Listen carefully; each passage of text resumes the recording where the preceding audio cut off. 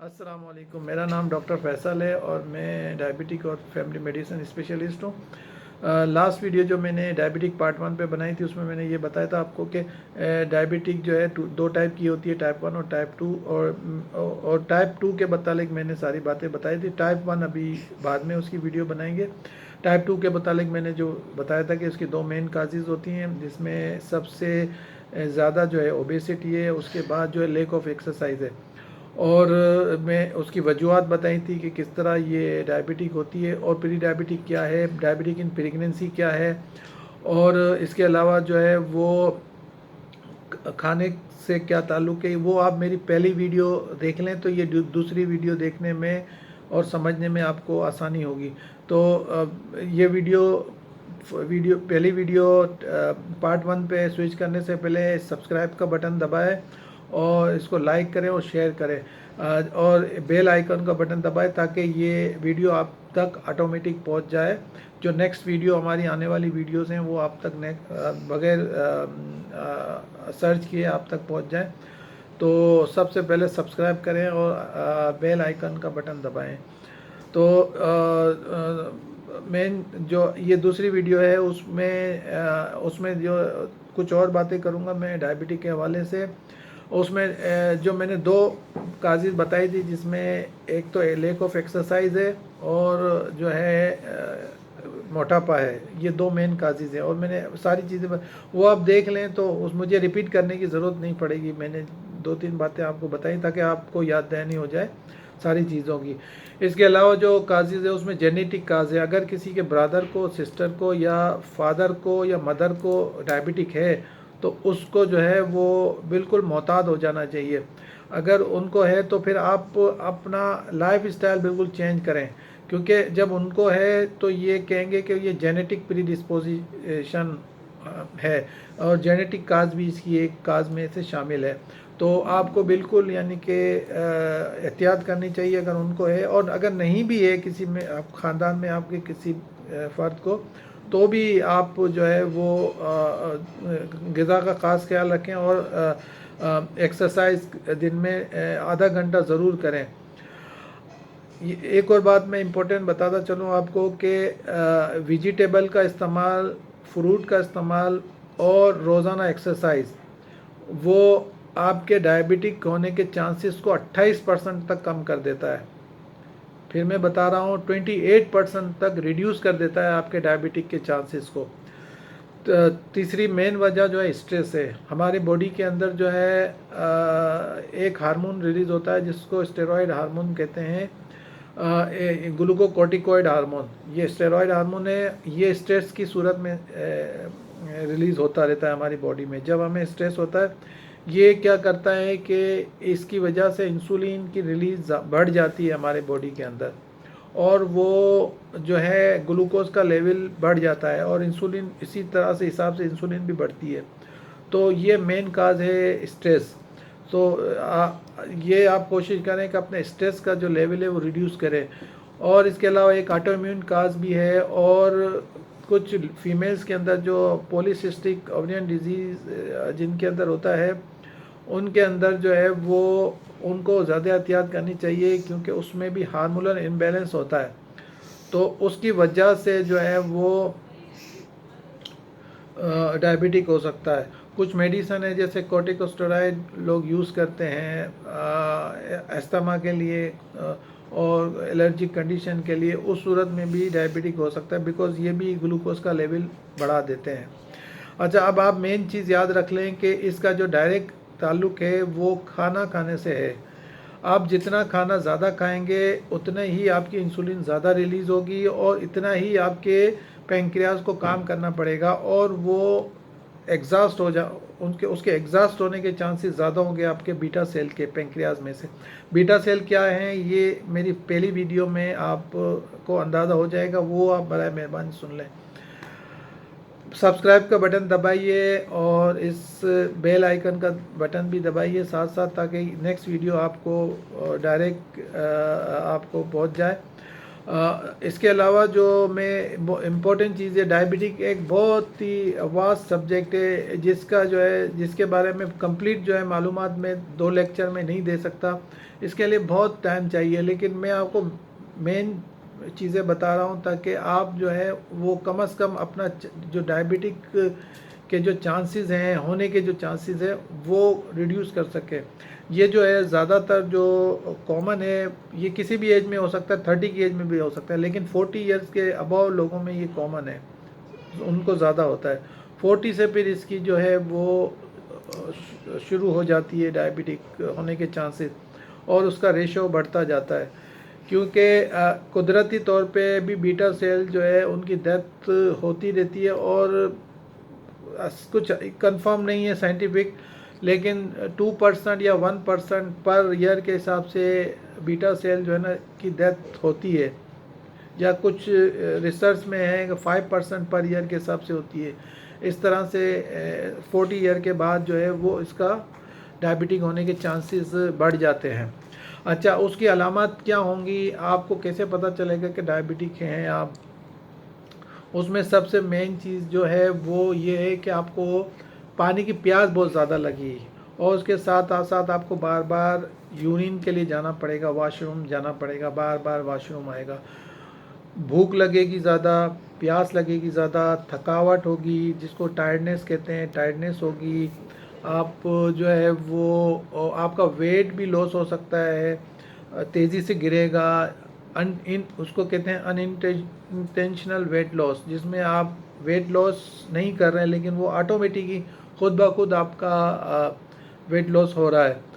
ठीक है, उसमें जो है वो न्यूरोपैथी हो सकती है। न्यूरोपैथी में ये है कि आपको आपके हाथ या टांग या आपके चेहरे का कोई हिस्सा सुन्न हो सकता है, मोस्टली जो है वो लेग्स में होती है सुन्न बना, या उसमें सुइयाँ चुभती हैं, इस तरह से महसूस होता है कि सुइयाँ चुभ रही हैं, पाँव के तलवों में जलन होना शुरू हो जाती है, सेक्सुअल जो आपका जो फंक्शन है वो बहुत डिक्रीज़ होना शुरू हो जाता है, और जो आपके जो ज़ख़म है वो उनकी हीलिंग जो है उसका रेट जो है कम होना शुरू हो जाता है। ज़ख़म जो है वो अगर कोई आपको कट लग जाता है तो वो देर से हील होता है।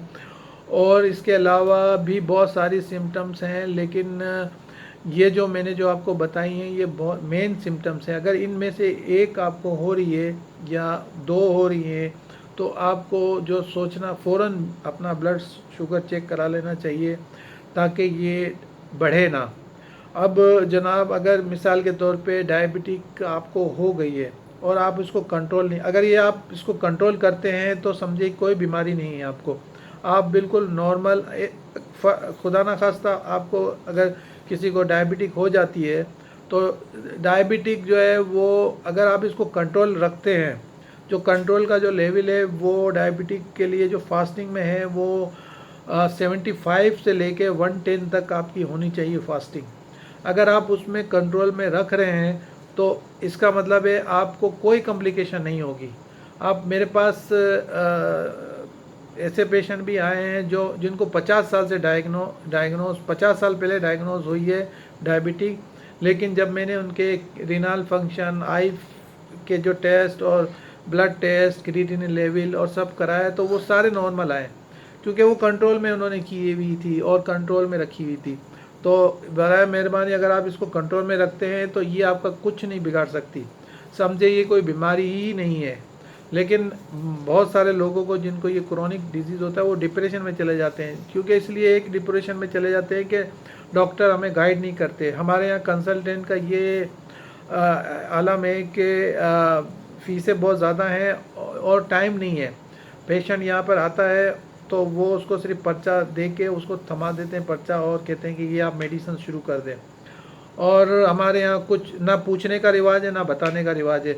असल में ये बड़ा हमारे जो एशियन कंट्रीज है, इंडिया, पाकिस्तान, श्रीलंका में, श्रीलंका लास्ट टाइम अपने MRCGP के एग्ज़ाम के लिए गया था तो वहाँ मैंने देखा वही हाल है पूरा यहाँ जैसा पाकिस्तान में है, और इंडिया में भी वही हाल है। और मैंने जब लास्ट ईयर में जब लंदन गया था UK, यूनाइटेड किंगडम, तो वहाँ मैंने थोड़ी रिसर्च की कि वहाँ पर डॉक्टर्स कैसे मतलब देखते हैं पेशेंट को। तो वहाँ पर उनका स्टाइल भी अजीब सा है, क्योंकि रिसर्च हमारी सारी जो है वो अंग्रेज़ी में होती है, और जो जो वहाँ के जो यूके के जो अंग्रेज़ हैं वो पढ़ते हैं हर रिसर्च को, उनके पास पेपर्स होते हैं, उसमें सारी रिसर्च छपती है किसी भी बीमारी के मुतालिक, किसी भी डिजीज़ के लिए वो रिसर्च पढ़ते हैं, फिर डॉक्टर सवाल करते हैं। वहाँ पर डॉक्टर की फील्ड मुश्किल है, बहुत ईजी नहीं है।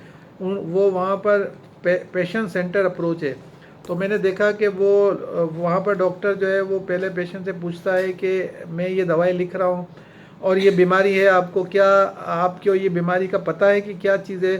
पेशेंट बोलता है नहीं है। फिर वो उसको समझाता है पूरी तरह, ये बीमारी ये है, और उसकी वो पेशेंट को बताता है वजूहत क्या हैं, इसकी कॉम्प्लिकेशन क्या है, इसको कैसे कंट्रोल में रखें बाकायदा।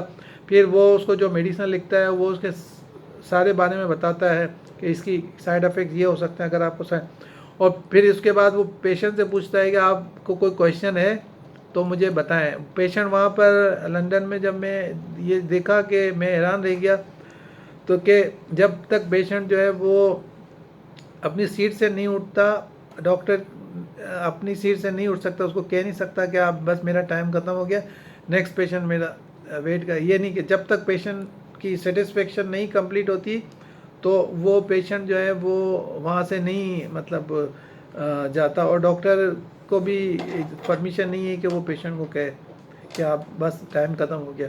पेशेंट को वहाँ पर पेशेंट सेंटर अप्रोच है। वहाँ पर एग्ज़ाम जो लेते हैं ये लोग फ़ॉरेन में, जो वेस्ट में, वो इसलिए वो सिर्फ यही देखते हैं एग्ज़ाम में कि पेशेंट के साथ आपकी कैसी डीलिंग है, कम्युनिकेशन कैसी है। वो ये जो हमारे यहाँ जो इंडिया, पाकिस्तान, श्रीलंका में जो एग्ज़ाम होते हैं उसमें ये देखते हैं कि जो आप के डायग्नोज की है कि नहीं की, सही डायग्नोज है नहीं है। वहाँ पर ये देखते हैं कि डायग्नोज का नहीं है मसला, यहाँ वहाँ पर वो कहते हैं कि डायग्नोज तो गलत भी हो सकती है, लेकिन आपने पेशेंट को मुतमिन किया कि नहीं किया। अगर पेशेंट मुतमिन को आपने नहीं किया और वो नहीं किया तो फेल कर देते हैं एग्ज़ाम में। तो हमारे यहाँ बस ऐसा ही है, हमारे यहाँ नंबर ऑफ़ पेशेंट बहुत ज़्यादा हैं और डॉक्टर्स के पास टाइम नहीं है। तो जो है, और पेशेंट को भी मालूमात नहीं होती, वो भी पूछता नहीं है कि ये जो इस तरह से करनी है। खैर बात हमारी लंबी हो गई। तो इसमें जो है ये आप अलामत देखें तो ज़रूर जो है वो आप करें, अदरवाइज़ फिर कॉम्प्लिकेशन ज़्यादा है इसकी डायबिटीज़ की, जिसमें रीनल फेल्यूर भी हो सकता है, किडनी डैमेज भी हो सकती है। मैं जो नेक्स्ट लेक्चर होगा मेरा किडनी के ऊपर होगा, और एक लेक्चर में लूँगा अवर यूज़ ऑफ जो ये और काउंटर पिल्स के बारे में लूँगा कि लोग ये जो सस्ती मेडिसिन जो जैसे पैरासीटामोल और आइबुप्रोफेन लेते हैं वो क्या डैमेज कर सकती है आपकी बॉडी में, वो बहुत ज़्यादा खाते हैं लोग, उसके बारे में मेरा लेक्चर। और किडनी के तो किडनी फंक्शन रिड्यूस होता है और GFR बहुत ज़्यादा रिड्यूस हो जाएगा, उसके बारे में मैं आपको नेक्स्ट लेक्चर में बताऊँगा। तो किडनी फंक्शन रिड्यूस हो सकता है और किडनी फेल्यूर में जा सकता है पेशेंट, आंखें ख़राब हो सकती हैं, ग्लाकोमा यानी काला पानी भी हो सकता है उसकी कॉम्प्लिकेशन में, मोतिया हो सकता है उसकी कॉम्प्लिकेशन में। इसके अलावा जो है कार्डियोवास्कुलर डिजीज़ हो सकता है, हाइपरटेंशन हो सकता है। और हाइपरटेंशन में मैं ये बता दूं कि जो रीडिंग बहुत सारे डॉक्टर्स को भी शायद ना पता हो जो हमारे यहाँ जनरल प्रैक्टिस करते हैं, और इवन स्पेशलिस्ट को मैंने देखा कि जो डायबिटिक में जो है ब्लड प्रेशर जो कंट्रोल है वो 130 सिस्टोलिक और 80 जो है वो जो बॉर्डर लाइन है वो 80 है जो आपकी डायसिस्टोलिक की, 130 सिस्टोलिक और 80 जो है वो डायस्टोलिक है। जबकि उसमें जो है हम 90 तक करते हैं बॉर्डर लाइन, उसमें 90 है जो आम पेशेंट होते हैं, और वो 140 है बॉर्डर लाइन उसके अंदर आम पेशेंट में। तो ये ख्याल रखें इसका, ये प्रिवेंटेबल डिजीज़ है और इसका खाने के साथ बहुत ज़्यादा ताल्लुक़ है। आप रोज़ का कम से कम 2 से 3 माइल अगर आप चलेंगे पैदल, और एरोबिक एक्सरसाइज करनी है। एरोबिक एक्सरसाइज का मतलब जिसमें आपकी सांस ऊपर की नीचे और नीचे के ऊपर हो, तेज़ सांस हो, दिल की धड़कन थोड़ी तेज़ हो, तो उस तरह से आपने करनी है, यानी फास्ट वॉक करना है। 120 आपने स्टेप्स लेने हैं 1 मिनट में, 120 स्टेप, यानी हर सेकंड पे 2 स्टेप लेने हैं आपने। तो ये आप इससे ज़्यादा अगर कर सकते हैं आप करें, अनलेस आपको कोई कार्डियोवास्कुलर डिजीज़ ना हो। तो वो जिनको कार्डियोवास्कुलर डिजीज़ है वो रनिंग और फास्ट एक्सरसाइज और ये ना करें। तो ये डायबिटिक के मुतालिक था। तो बिल्कुल प्रिवेंटेबल डिजीज़ है। और कॉम्प्लिकेशन में कुछ रह गई हैं, उसमें स्किन इन्फेक्शंस हो सकते हैं, और इसके अलावा जो है वो मैंने बताया, CVS तो बता दिया आपको, और न्यूरोपैथी बता दी। MI हो सकता है, अंजाइना का अटैक हो सकता है। इसमें कभी कभी साइलेंट मायोकार्डियल इन्फार्क्शन होता है, यानी जो हार्ट अटैक होता है साइलेंट होता है, इसमें पेन नहीं होता डायबिटिक के लोगों में, और कुछ में पेन होता है। डिपेंड करता है आपके कितना अर्सा तक अनकंट्रोल डायबिटिक रही है। ठीक है, इसमें एक दो चीज़ें और रह गई हैं जो मैं आपको बताना चलूँ कि इसमें आप ज़रूर अपना ब्लड प्रेशर चेक करते रहें और कंट्रोल में रखें, क्योंकि ब्लड प्रेशर और डायबिटिक का दोनों का चौली दामन का साथ है। ठीक है, उसमें आप मैनेजमेंट के अंदर जो है वो आपने प्रोसेस मीट वगैरह नहीं खाना, शेल फिश नहीं खानी, वाइट ब्रेड जो होती है वो नहीं खानी, कोला ड्रिंक्स वगैरह बिल्कुल मना है आपके लिए, वाइट राइस भी मना है। क्या खा सकते हैं आप? होल फ्रूट खा सकते हैं, वेजिटेबल खा सकते हैं, बीन खा सकते हैं, होल ग्रेन खा सकते हैं, ओट वगैरह खा सकते हैं आप, स्वीट पोटैटो भी खा सकते हैं, लेकिन क्वांटिटी का ख्याल रखें। वो मेरी आप डाइट के मुतालिक जो और वीडियो है वो देख लें, उसमें आपको पता चल जाएगा। BMI मोर देन 25 अगर है तो फिर आपको कॉन्शियस हो जाना चाहिए। इसके अलावा आप मेरी वो वीडियो देखें और ये वीडियो को भी सब्सक्राइब करें, बेल का बटन प्रेस करें ताकि नेक्स्ट वीडियो आपको मिल जाए। ओलिव ऑयल भी आप यूज़ कर सकते हैं, वो भी सेहत में। सलमान और ट्यूनिया जो फ़िश होती है वो यूज़ कर सकते हैं आप। फैटी चीज़ों को कम करें ज़्यादा से ज़्यादा, और फाइबर का इंटेक ज़्यादा रखें। और एक बात और बता दूं कि इसका जो बेसिक कॉन्सेप्ट ये है डायबिटिक के अंदर के मैं आपको एग्जांपल दे के समझा देता हूं कि अगर एक मैंने उसमें फर्स्ट वीडियो में ये बताया था कि बीटा सेल जो है 50% डेथ हो जाती है या अनफंक्शनल हो जाते हैं, तो फिर ये स्टार्ट होती है। तो उसमें ये होता है कि आप खाना जो है मिसाल के 2 रोटी खा रहे हैं, और जो बीटा सेल से जो इंसुलिन रिलीज हो रही है वो 1 रोटी की हो रही है, और दूसरी जो रोटी खा रहे हैं 1 रोटी तो आपकी समझो कि वो उसमें इंसुलिन जो बीटा सेल से रिलीज हो रही है उसने उसको यूटिलाइज कर लिया। ठीक है, और लेकिन जो दूसरी रोटी वो एक्स्ट्रा रोटी खा रहे हैं वो उसकी वजह से शुगर बढ़ रही है। तो अब आप जितनी ज़्यादा, अगर आपने 2.5 रोटी खाई तो और ज़्यादा बढ़ेगी शुगर, और आपने 3 रोटी खाई तो और ज़्यादा बढ़ेगी। इस तरह से है। और अगर आप वो 1 रोटी खाएंगे और जितनी इंसुलिन रिलीज हो रही है तो फिर आपकी शुगर नहीं बढ़ेगी। तो बेसिक कॉन्सेप्ट ये है इसका।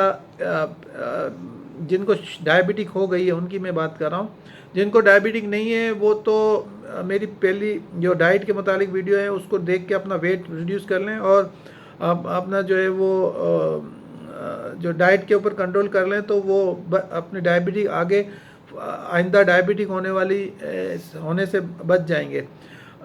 जिनको डायबिटिक हो गई है उनको जो है ना फ्रीक्वेंट मील लेना चाहिए और स्मॉल मील लेने चाहिए। जैसे मिसाल के तौर पे अगर आप नॉर्मली जो है वो 1 रोटी खाते हैं तो उसको आप आधी रोटी कर दें, लेकिन जो आप 3 टाइम जो खाते हैं 1 रोटी 3 टाइम, मैं एग्जांपल करके बता रहा हूँ, कोई 2 खाता है 2 टाइम रोटी, या कोई चावल खाता है, तो आप उसको रिड्यूस कर दें खुराक को और उसको हिस्सों में बांट लें। जैसे अब आपने 3 खुराक लेते हैं तो आप 5 खुराक कर लें, 6 खुराक कर लें, उतनी ही खुराक। जैसे आप 3 रोटी खाते हैं 3 टाइम में, तो आप 3 रोटी जो खाएं वो 6 टाइम में खाएं। ऐसा नहीं कि आप 6 टाइम में 6 रोटी खाएं। 3 रोटी जो आप खा रहे हैं नॉर्मली वो 6 टाइम में खाएं। इस तरह से ये होगा कि जो इंसुलिन का जो सर्ज है वो अपनी लिमिट में रहेगा, और जितनी इंसुलिन रिलीज हो रही है उतनी ही जो है वो रोटी भी आप खा रहे हैं, और वो शुगर जो है नॉर्मल रहेगी। फ्रीक्वेंट इसमें मील लें, और उस मील को जो आप पूरे दिन में लेते हैं उसको 6 टाइम में या 5 टाइम में आप डिवाइड कर लें। हर 4 घंटे के बाद ले लें, या आप जो है वो 5 घंटे के बाद ले लें, इस तरह से करके कर लें, 5 टाइम में कर लें, 6 टाइम में कर लें। तो ये इंशाल्लाह जो शुगर वाले पेशेंट हैं उनको शुगर का जो एकदम से सर्ज हो रही है वो नहीं होगी। तो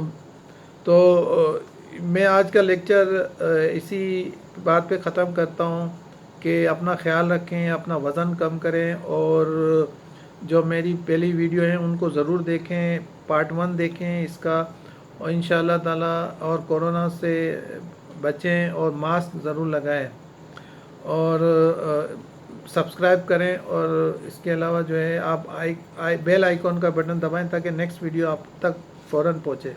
अल्लाह हाफिज़।